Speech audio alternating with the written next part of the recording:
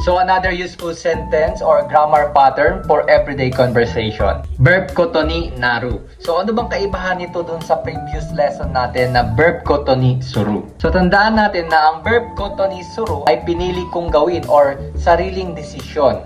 Now itong grammar natin ngayon na verb koto ni naru ay ito ay napagdesisyonan ng iba or nangyari or mga natural na resulta. So unlike dun sa isang verb na koto ni suru, ito ay hindi sariling desisyon, kundi resulta ng iba o ng isang sitwasyon. Okay? So example, napagdesisyonan na pupunta ako ng Japan para sa business trip sa susunod na buwan.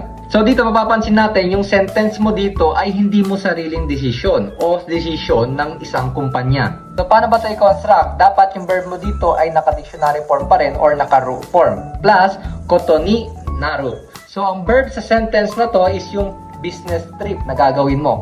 Sa Japanese, shucho suru. So ganito.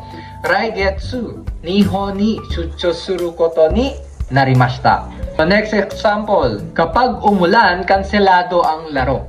Sa sentence naman nito, ito ay natural na resulta ng sitwasyon. Ami ga puttara, shiai wa chushi ni naru koto ni narimasu. Next example natin, siya ang nabiling maging person in charge. So, sa sentence natin na ito, hindi siya mismo yung nagdesisyon, kundi merong iba na nagtalaga sa kanya para gawing in person in charge. So, yung person in charge is sekinin siya in Japanese. So, magiging ganito yung sentence mo. Kare ga sekinin siya ni naru koto ni natta or narimashita. So, kung may natutunan kayo, paki-comment nung sample sentence ninyo dyan sa ating comment section. And, follow for more.